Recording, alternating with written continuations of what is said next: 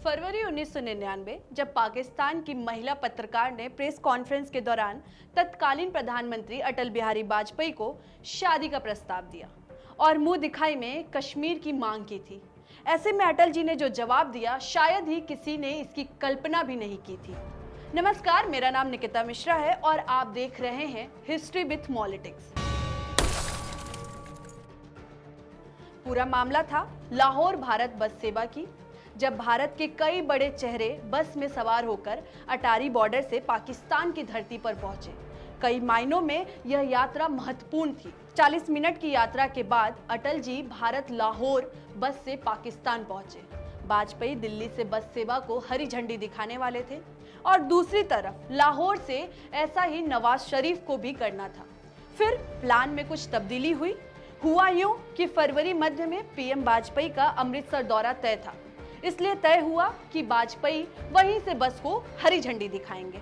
अमृतसर और लाहौर के बीच सिर्फ 40 किलोमीटर की दूरी है और भारत को लगा अमृतसर से बस को हरी झंडी दिखाए जाने के मायने कुछ और मजबूत दिखाई देंगे। जब पाकिस्तान के प्रधानमंत्री नवाज शरीफ को यह जानकारी मिली कि वाजपेयी अमृतसर दौरे पर हैं, तो उन्होंने बोला कि वाजपेयी को लाहौर आना होगा और वो खुद उन्हें रिसीव करने आएंगे। वाजपेयी ने नोएटा को लेकर शुक्रिया अदा किया और जवाब देने के लिए कुछ मोहलत मांगी। मामूली सा नोएटा सियासत की चाल थी जिसे वाजपेयी भाप गए थे। उन्हें लगा कि जल्द से जल्द इसका जवाब देना होगा। वो इसलिए कि भारत में परमाणु परीक्षण को लेकर तब फ्रांस और अमेरिका जैसे देश टेढ़ी नजर रखे हुए थे। भारत कोशिश कर रहा था समझाने की कि वो एक जिम्मेदार न्यूक्लियर शक्ति है। भारत को डर था कि अगर इस कॉल को लीक कर दिया गया तो पाकिस्तान ये संदेश देने में कामयाब हो जाएगा कि वो शांति का हाथ बढ़ा रहा है और भारत कतरा रहा है। फिर वाजपेयी के पाकिस्तान जाने का फैसला तय हुआ और 19 फरवरी को अमृतसर से रवाना होकर 40 मिनट में बस लाहौर पहुंच गई। वादे के अनुसार नवाज शरीफ खुद वाजपेयी को रिसीव करने पहुंचे।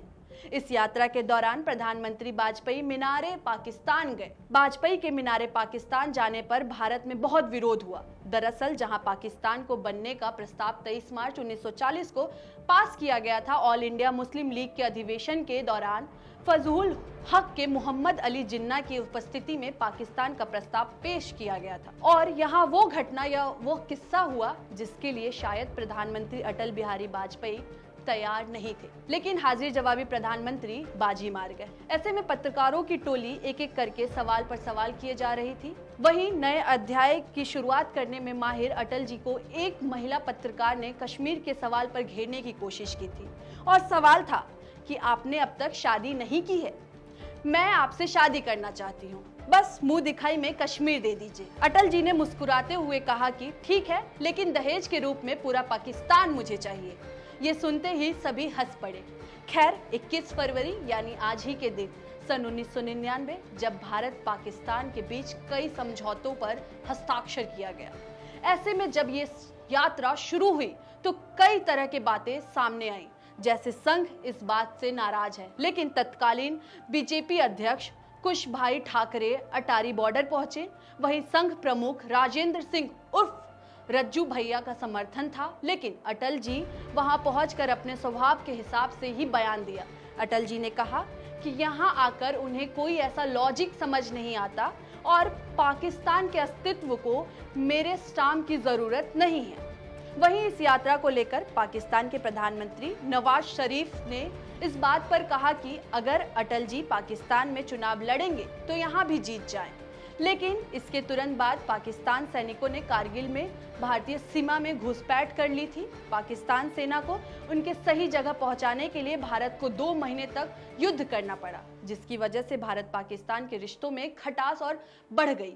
जहां तक लाहौर दिल्ली बस यात्रा का सवाल है तो ये आने वाले कई सालों तक चलती रही, यहां तक कि कारगिल युद्ध के दौरान भी। लेकिन साल 2019 में धारा 370 हटने के बाद पाकिस्तान ने लाहौर बस यात्रा पर प्रतिबंध लगा दिया।